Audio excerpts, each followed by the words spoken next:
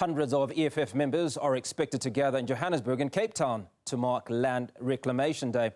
The day notes the arrival of the Dutch navigator from the Dutch East India Company, Jan van Riebeeck, in South Africa on this day in 1652.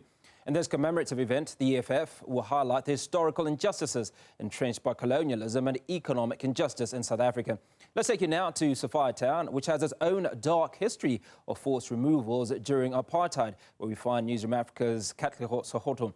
Kat, good to speak to you this afternoon. Can you walk us through the significance of this day?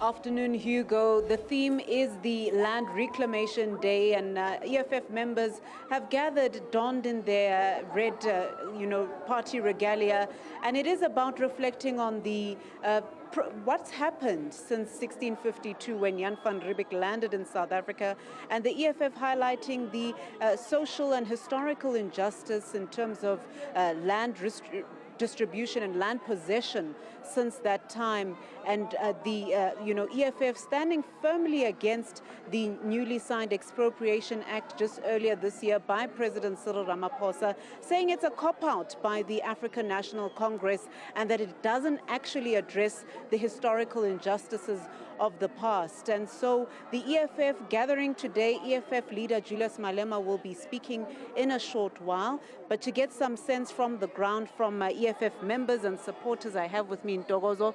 Ntokozo, tell us why you're here today. And if you look at the history of South Africa, do you think we have addressed the issue of land properly?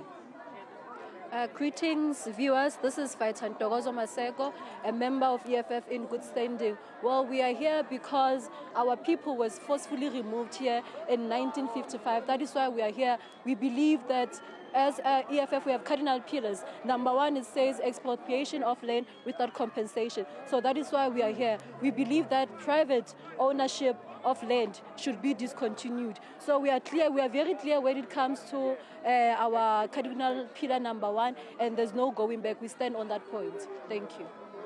And tell us, Ntokozo, just before you go away, what do you hope to hear from EFF leader Julius Malema today? Our leader, our president is so clear.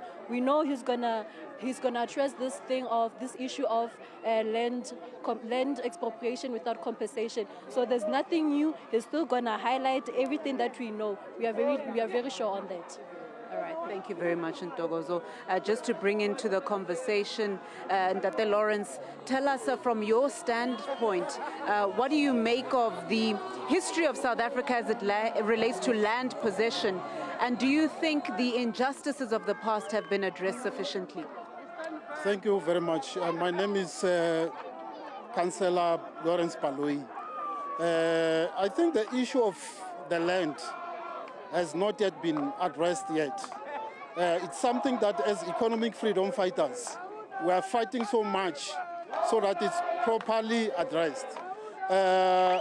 Cardinal pillar number one states clearly, and our president is behind each and every moment to make sure that it happens as it is, no dilute of cardinal pillar number one. We are here today because in the 1890s, Sofia Town was one of the towns that was established. But in 1955, black people were removed by apartheid. The injustice started to happen there. That's the reason why today we are standing here, to come here in memory of those people that were forcefully removed from this area. Thank you. And I guess just to ask you another one, since the signing of the Expropriation Act, are you in agreement at least with parts of the Act, as much as the EFF feels that it doesn't sufficiently address those injustices? At the moment, there's no agreement that we are in, because we are not moving from the demand of cardinal pillar number one as it is. We don't want anything changed in that.